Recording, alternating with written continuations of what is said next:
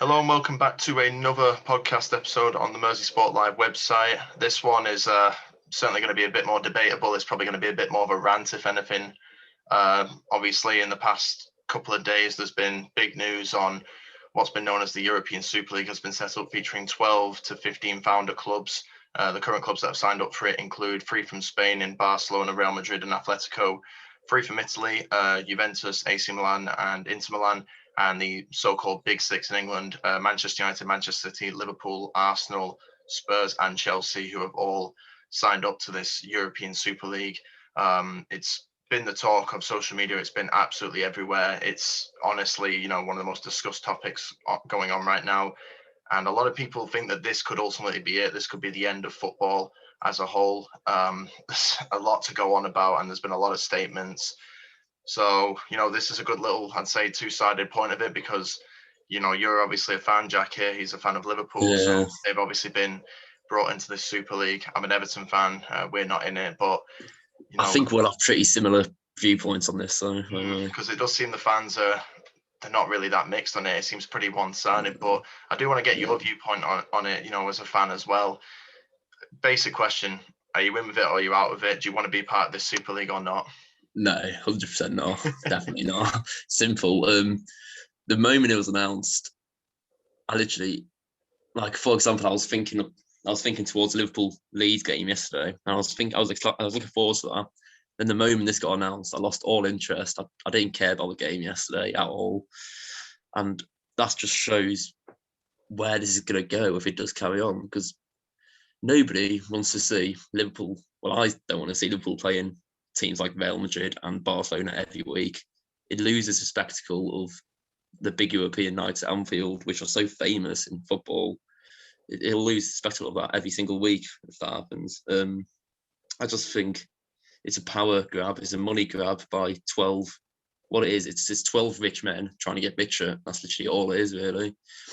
And it's a shame that they're using football as a way of getting richer, because it's not. Football shouldn't be about that. It should be about the communities. It's known as the working class sport, isn't it? You can just go down, you earn your money really hard, and you're in a game. It's a fantastic atmosphere, and it's almost like at the top level that's been lost, and it's been gone for a while as well. I mean, a lot of people are worried as well, the travel costs and the accommodation you're going to have to field if you go into Madrid or Turin or Milan, whoever else joins in, because there are definitely going to be a few more be interested. But that already would cost a ton, and it's a lot anyway to do that for a Champions League night. Doing that every single week, and then during the midweek as well, when you've got work or whatever the next day, you've got the ticket prices there as well. I mean, some of these clubs that are in this, Arsenal in particular, they charge a ridiculous amount of money for a match day ticket to the Emirates Stadium. A lot of clubs in the Premier League do, and you can probably guarantee that to go to the Santiago Bernabeu, to go to the San Siro, the new camp and all these new stadiums, that's going to be, maxed up because of the caliber of players that you're going to be watching as well. At the end of the day, it is a cash grab. It's a disgrace, really. That's what it is. It's a disgrace.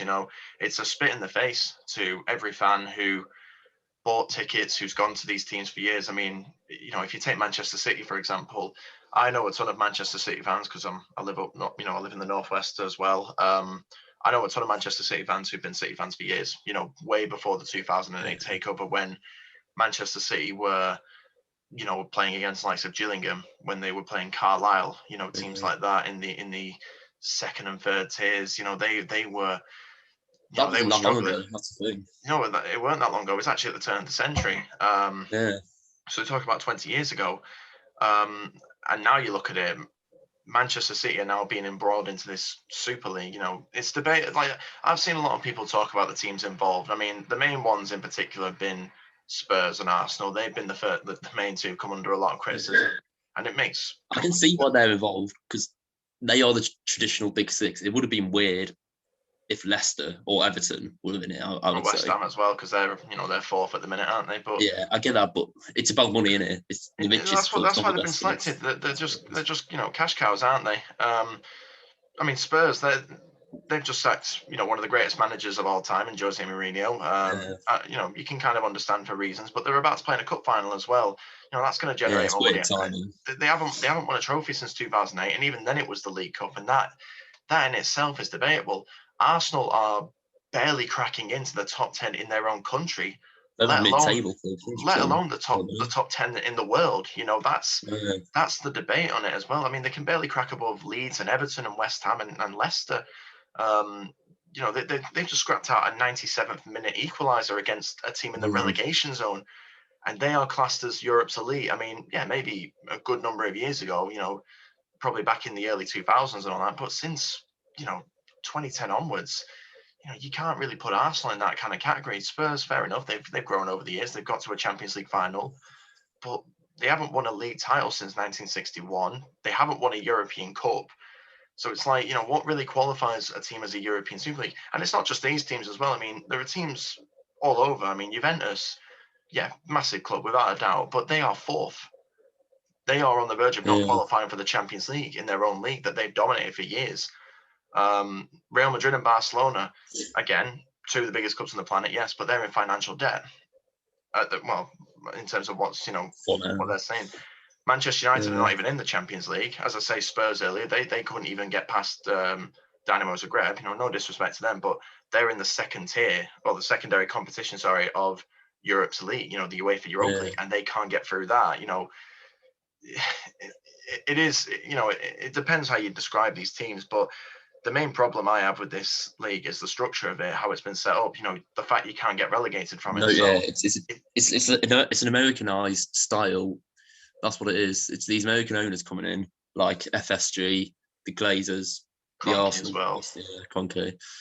They're trying to make this NFL sort of style thing, which it might work in America, but in England, it's a different culture. Football's a completely different culture. It's not about. I watch a lot of NBA, because that's obviously a sport that I've taken to quite a lot, and I'm pretty much almost watching every night. But the structure over there is you've got an Eastern Conference and a West, because America is obviously such a massive country. You can't get demoted from either of them. But even over there, you've got something to play for when you're at the bottom. So my team, for example, they're called the Orlando Magic. They are losing games constantly, and the worse you do in that league, you get put into what's called the draft lottery. So you get a chance to pick out the next big prospect from college. So basically, you're playing to lose, so you can get a better player and challenge next year. And then you've got the playoff seeds, like all of them, like your conference ones as well. If that's what it's going to go down, then I think they said they're going to do like a two leagues, like 10 in each or whatever.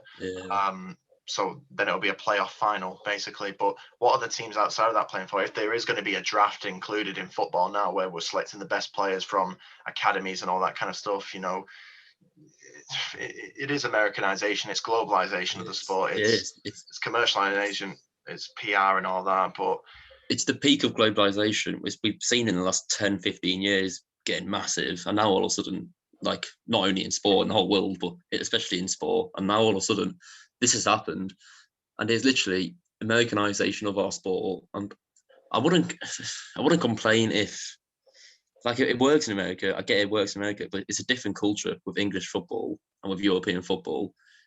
We need the relegation. We need the success stories like Leicester City or stuff like that, where teams can come out of nowhere and win, shock everyone. That won't be able to happen now, and it's a joke. It ruins football, and football's been going downhill for the last few years, in my opinion, with VAR.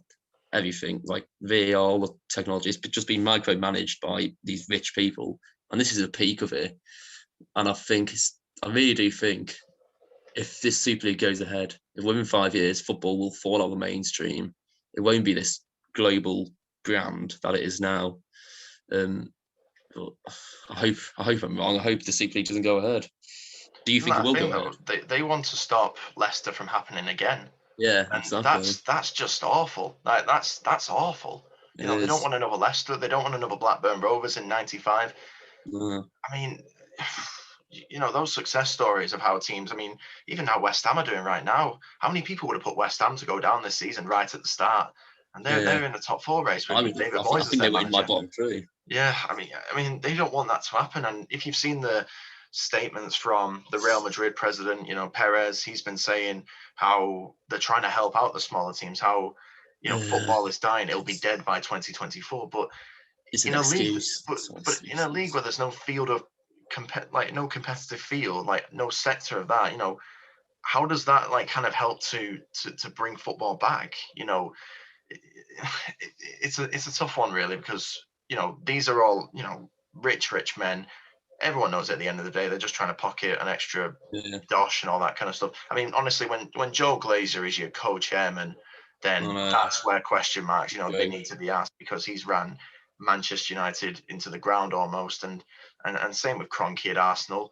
But as I say, at the end of the day, it's pure greed. It is to get an extra. I think they said it was 3.5 billion going to each club. Yeah, it's stupid amount. Ridiculous amount. They don't need it. Did you read like the full statement they put out? They kept mentioning finance and stuff like that. Not once, or I didn't see once. They then mention the local communities or anything like that. They generally don't care. They don't care what the fans say, and that's the problem. That's why this could go ahead. I find that shocking though, with some of the owners who are involved. You look at Sheikh Mansour at Manchester City, how much he's done to that side of Manchester. Like Islington, it's incredible now. It's a utopia almost. It's got a university campus on there. He has helped at Manchester out so much. Even Roman Abramovich though, because he's come to Chelsea numerous times. He's seen what these fans want and what football's like over here. They were the two I was most surprised about. I think people say United and Liverpool, but with these American owners, I'm not that surprised. But Man City, I could see them being the first drop out, and then if they drop out, I wouldn't be surprised. I think Gary Neville said that as well, because if one drops out, then all the others are likely to do it. And the surprising thing for me as well is the fact that the likes of PSG haven't joined it, but because they were one of the first teams, I feel, to bring this whole age of money and all that. But I think, if I'm being honest, PSG will probably just want to win the Champions League, and then they'll jump on the bandwagon with it eventually. That's one of those teams. But teams in Germany though, Bayern Munich, you're talking about the champions of Europe. They're not being part of this. Well, that's why everyone should have the 50+ win rule. No, exactly. Leipzig are not even signing up for it as well, and they are cheating past the 50+ win rule, which is shocking, that as well. But the main thing obviously is the fans. Like, that comes first in every club. These owners have put all that aside. They've just gone against everyone, because you've seen the votes, you've seen the reaction on social media, you've seen what everyone's saying, pundits and now players and all these managers are saying it now. No one wanted this. They wanted it. And when you do that to your fans, you've basically shown them that you've never cared. That includes Fenway Sports Group, because they look like they might have been a good, potentially good ownership for Liverpool after all the success they brought in, but they've shown now that they don't care. You don't care about the legacy of the club. Like, a lot of the big ones, the recent ones that have come out is the Munich air disaster. All those people who lost their lives going to the Champions League, fighting for that glory, that means nothing to them. And they've chucked away over 100 years of culture and history. The legacy of Bill Shankly and Paisley and all that's nothing. And Hillsborough as well, that can be included. The Heysel disaster, that is shocking. At the end, that's awful. And I don't blame fans if they don't watch this. If they want to jump off and they want to go and watch another team, it makes total sense. Because now is, I think, the perfect time to show these owners that they can't profit off this. I know there's going to be a big audience coming in from abroad, in America, Asia, Middle East as well. They're all going to be watching. That's the problem. Sure. They're going to get a lot of money from it. That's why I think it could work. But for us football fans, it's horrible. We're going to lose interest. Easy. It's just now though, for fans in England though, and those who do understand this football pyramid system we've had for how long now, like 3 centuries, maybe even longer. Now is the perfect time, I've said, to go towards grassroots. If you want to get your football back, I'm not saying support, but I'm saying just help those teams out down there, because the timing on this, honestly, during COVID, when people are losing their lives, people are spending all their time indoors, they're having to pay a ton of money to Sky and BT and now Amazon to watch their team play, and those teams down there, they're not protected by those TV deals, obviously. Those teams down there, some of them have gone bust, and I feel like now is the time where fans can start to interact with those teams again. Been off the team at the minute. I've been talking to some of my mates who are United fans, and they've been saying that they're looking at it. They don't want to give the club any more money. not even for a shirt, not even for a coffee mug or anything like that. Because I'm not gonna like wear my Liverpool shirt if this goes through. I couldn't care less. I'm done with them. Genuinely, all that and money, I never thought I'd say that. That hard-earned money goes straight to the top. It goes straight to FSG. It goes straight to the Glazers. You know, that's your money that's taken. You're endorsing it. So you know, if I support Liverpool, if they do go to Super League, I think it's hypocritical, and I think it's the same with anyone, because you're helping them. You're helping these rich people get richer and do whatever they want. They're monopolising the whole football world, and it's really not fair on just the class, on the traditional fans like us who just want to watch football. I want to watch Liverpool versus Burnley on a Sunday night. I would rather watch that than against Real Madrid. No Merseyside derby now as well. No traditional derbies. They'll be gone because obviously the domestic league bans and all that as well, and cups. That's how many years of tradition? Like 150 odd years of tradition. Yeah. You know, one of the greatest derbies in world football, that could be gone. You know, and that is a huge part to not only Liverpool, but to the world of sport as a whole. You know, also to football and you know, the Premier League. That's huge. That derbies like that, those traditional ones. I mean, how many London derbies will be missed off now? And you can go at them and say, you know, the Chelsea and Fulhams, you know, they're not as big as some of the others, but that's still tradition over the years. It's still a derby. It's still a big match for blood, sweat, and tears being put on the line. You know, that's still people who've given their all to go and watch these games. That'll be gone. And the thing is as well, the Premier League might not even make it as well, because they don't have these massive clubs with these you know, the amazing viewing count they've had. They won't be able to bring those numbers in, you know, no matter what happens with the players. It'll become a second championship. I'm not saying the championship is bad. I think the championship's a really good league. The championship's the second most watched league on the planet, which is incredible, ahead of La Liga. It's not to the standard of Premier League, is it? Like, it doesn't make anywhere near. It's a fantastic league to watch as well, and that shows. It's good to watch. It's good to watch for us football fans, but for the good of the sport, it's not going to make enough money. And if the Premier League is without the top six, it won't last. And that's sad as well, because if they decide to come back, and you know, they'll come back with their tails between their legs. If they do, they'll probably get away with this, because the Premier League knows that if they need to be deducted points, they do. It's the simple thing about it, you know. But they'll come back, and the Premier League knows that without the top six, without those views, the league could go. You know, they won't be able, and the amount of money that players are on these days, the amount of money that's in the transfer market, that could all go.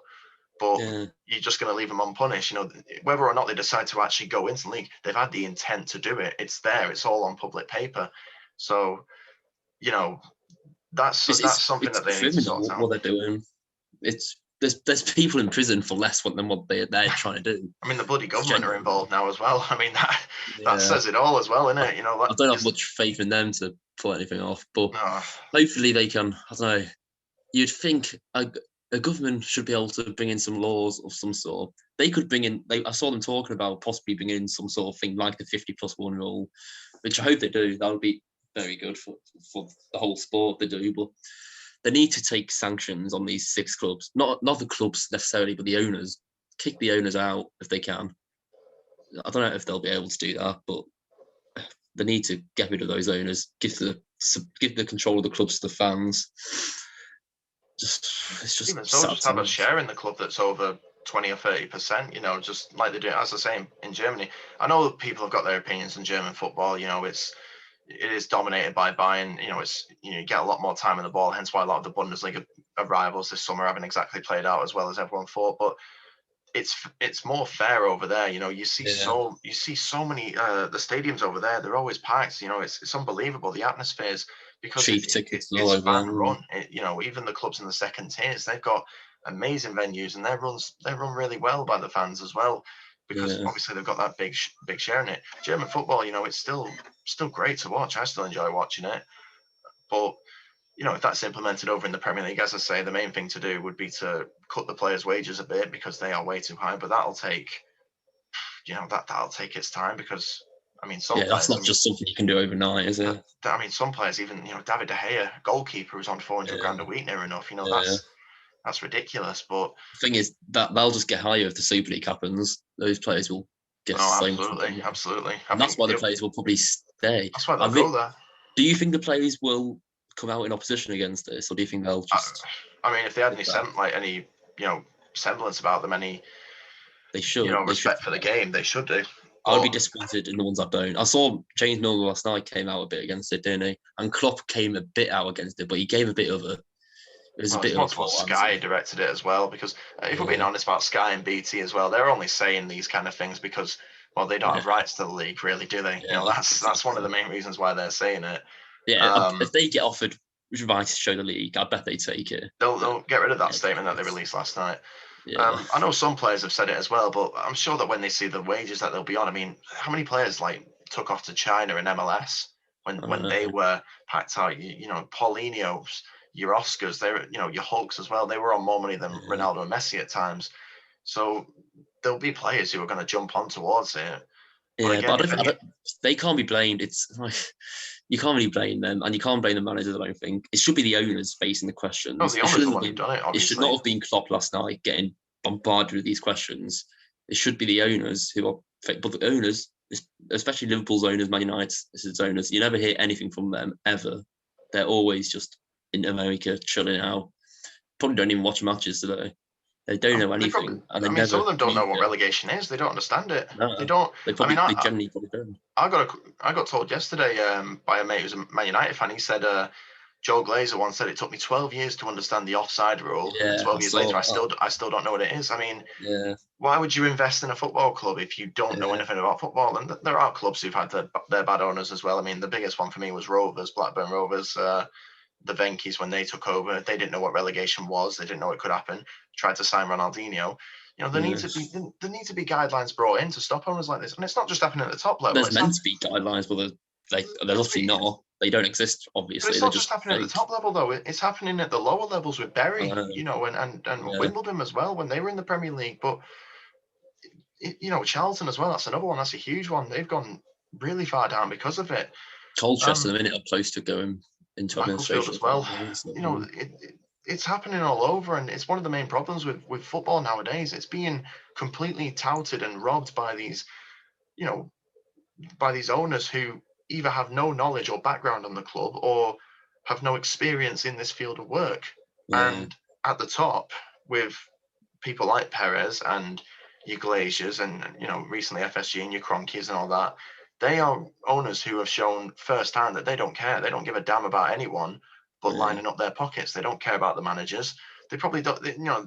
Honestly, the amount of phone calls that they would have had these past few days, they would have never been bothered to pick up and talk to fans. They would have never done a survey. I think Stan Kroenke even said recently that he doesn't understand why there's so much hate on this league. Yeah, I know. They're out of touch. They're just completely out of touch. It's just odd how, especially at this time, we're in the middle of a pandemic still, and they're thinking this is a good idea. I don't get it. Do they have no empathy or even morals or anything? Like, it's simple. It shouldn't be done. It's criminal. It shouldn't be done anyway, even without the pandemic. But after everything that people have gone through, and let's be honest, if UEFA and PSG and Sky are the good guys in this case, then you've messed up badly. I can tell you right now, because UEFA, they've got their own problems as well. But now they are right to ban them from playing in domestic leagues, because you see why they've set it up. They've got it in midweek because they tried to get them to play in the domestic leagues as well. Again, I wouldn't have a problem with that, but we already have, the UEFA Champions League and the UEFA Europa League. I think they were going to do a third cup competition as well in Europe. But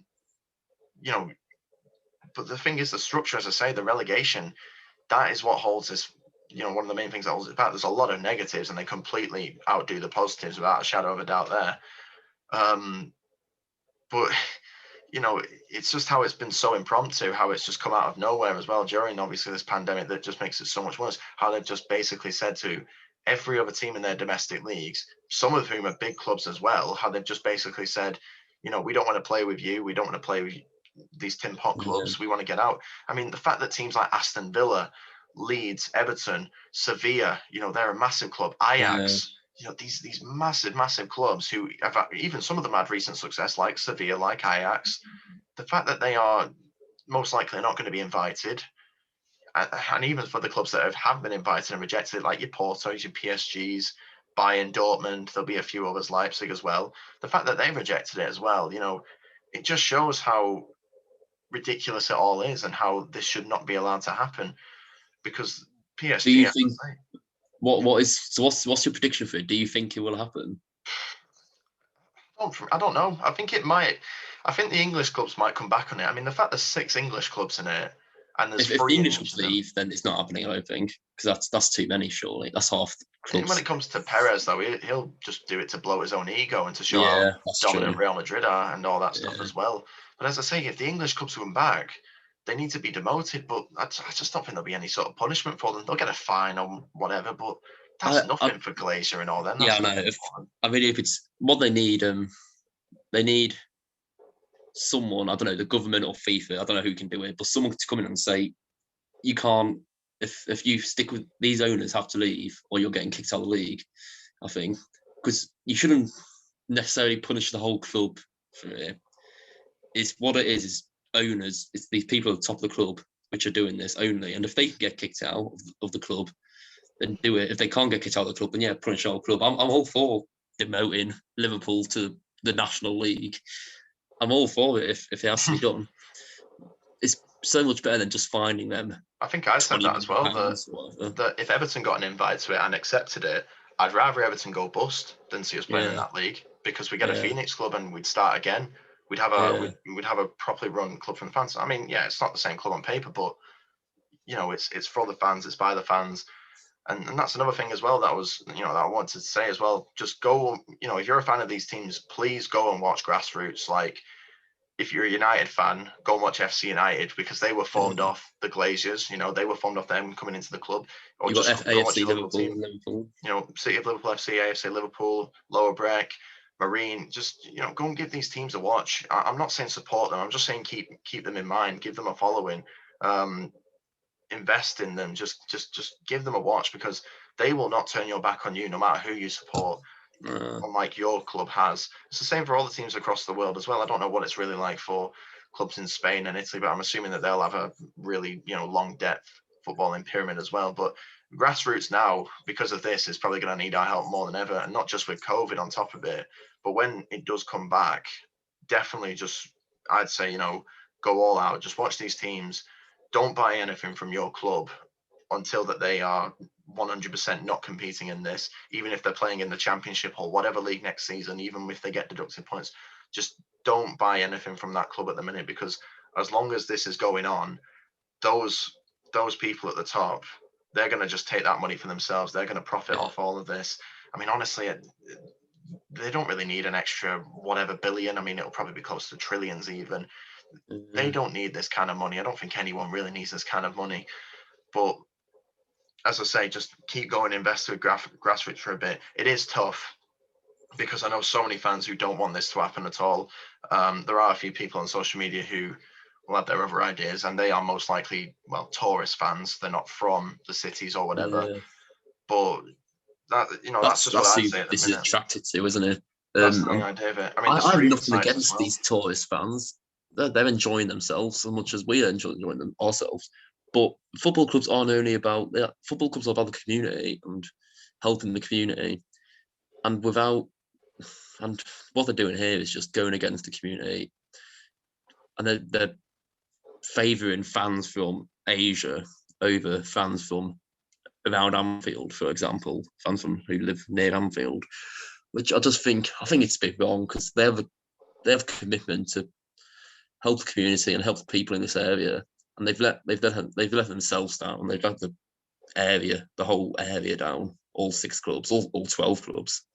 It's just a joke, really. We'll have to see who else joins in as well. And I know Perez was saying as well, like, there's 5 qualifying teams, and I'm assuming that those are the teams that if they don't win the competition, like, even if they do win the competition, they won't be allowed to play in it next year unless they win the domestic leagues or whatever. I mean, it's not thought through enough. And I don't think any other teams will join it. They've seen how bad the reaction to it has been.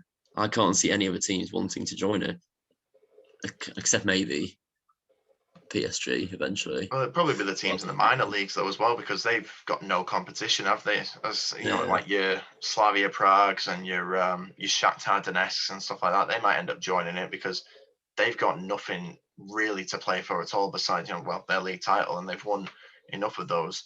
But it might even stretch out to your San Marino teams as well at this point as well. But that's the thing as well, what makes football so perfect. The fact that, I think they said it yesterday, I can't remember where I read this from, but San Marino could compete in the World Cup and they could go all the way and win it. That's what it is. It won't happen, obviously, because, San Marino, but that's the beauty of it. Anyone can compete in it. Yeah, you never know. But with this Super League, you do know they can't. Like, that can't happen. I need to stop conceding so many goals first, bloody hell. But a lot of people have been saying that it's almost like the Premier League back in 1992 when that got established. It's different. I think it's just completely different because, again, everyone can compete in it. Teams like Barnsley and Swindon, Bradford, they've all been in the Premier League. Oldham, these are teams that have come up, and whether or not they stayed, they've still got their names in the Premier League history books. And as I say, teams like Blackburn Rovers and Leicester City have the same number of league titles as the current champions of England, Liverpool, who've just been invited in. And, obviously there's been a lot of contrast to some of those teams. Obviously Blackburn, they're currently struggling at the minute in the Championship, but they're Premier League champions. They had the right to play in that league. And what's happened to them has obviously been done because of awful ownership. That's why they're in the Championship now. So, I can see where people come from slightly with this, the TV thing in 1992 with the Premier League's establishment. But at the same time, that league was fought through, I think, a little bit more. I think some of the teams who are involved in it as well were a lot more different and way more differently run then compared to now. I mean, Manchester City were not one of the teams thought of it. I think it was us and Liverpool and about 5 other teams who put it forward. Leeds and Man United probably would have been some of the other ones as well because they were champions at the time. But that's the main difference between it. And I don't think people can really call us hypocrites when that was thought through a little bit more compared to what is going on here, and especially the timing of this one as well, with everything that's happened with COVID. That's just a big no for me. The whole when the Premier League, like all that coming in, the Premier League coming in, and Sky taking basically what happened in 1992 when the Premier League got formed on Sky, was a big part of that. Well, that was bad because it wasn't money; it was a cash grab, just like how this is, but it was nowhere near to the scale of this, and also this. Obviously, without the relegation and stuff, it's a completely different concept. So, say comparing the Premier League to the Super League is just wrong. You're just not thinking about it if you do that because it's completely 2 different things. This is a genuine threat to the football, whereas the Premier League is being proven that it's it's grown into the greatest league. The football since the first division's become much better.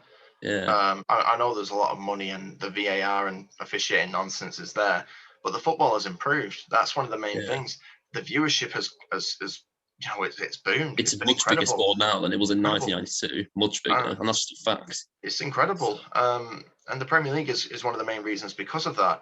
It's come with a lot, as I say, it's come with a lot of issues as well. And I'm not a big fan of how the game has been how the game has gone through, how it's fluctuated over the years, because obviously the money in the transfer window, I mean, £200 million on players like Neymar, great players, but 200 million on a human being, I mean, that's just, it's crazy. It's completely stupid, and that's stuff that I've wanted to change for a while. But this Super League, though, will officially be it for football, if you ask me. This is where a lot of leagues will go bust, teams will go bust, and these big teams will thrive, and they will keep on going, which might be great for the tourist fans, as I say, but for the fans who've given their blood, sweat, and tears to the players in the past, as I say, those Munich air disasters, everything that's happened with that history is virtually irrelevant if they move into that.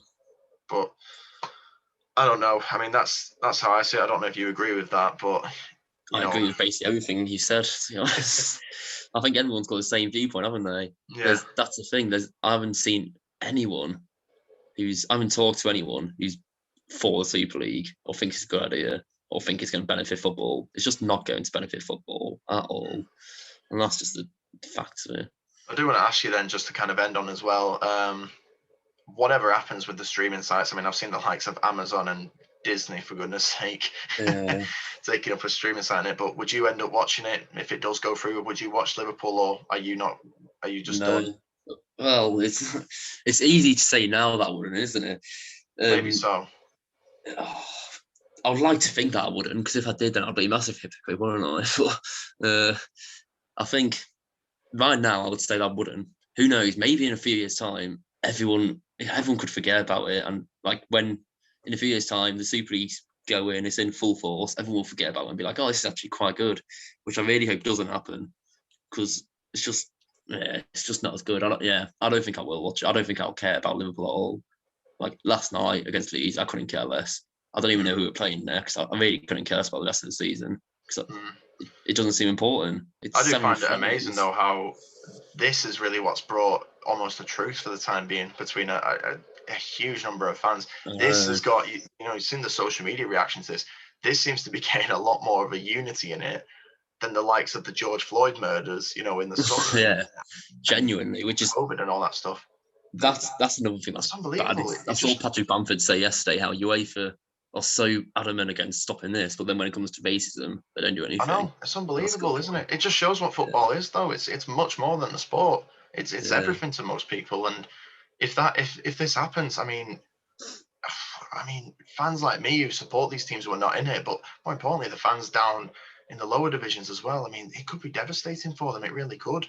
Yeah, like I also support Grimsby Town, my local team, and if this happens for them, that dream of rising to the top and getting into the Champions League spots, that's gone forever if this happens, because of the selfishness and greed of 12 rich men. It's just not fair. Well, I don't know what everyone else is going to say about this. I mean, if you're on board with it, just let us know. But if not, I mean, tell us why. There's a lot to really go on about. I mean, it's a huge topic, and it's getting further developments. My phone keeps on buzzing. Fabrizio Romano just keeps on tweeting about all the statements that are coming out. I feel sorry for him. My goodness me, he barely gets any sleep, the man. But let us know, though, what do you think of this? Are you on board with the European Super League? What would you do if your team's in it as well? Would you be watching them? If I've got one more thing to say, I'd say please do give grassroots a try, because we've been going to grassroots for 2 years or so, since really covering a lot of games, and it is brilliant. It is brilliant to watch. It's the best football you're going to get. It's so refreshing compared to going to roots. It's just fantastic. Just give it a try. Go grassroots when everything starts to open up, obviously. But just let us know your opinions. And I think that's where we're going to end it as well. It's a bit of a long one, but cheers for coming on, Jack. I really appreciate it. Thank you everyone for watching, and we'll see you guys next time.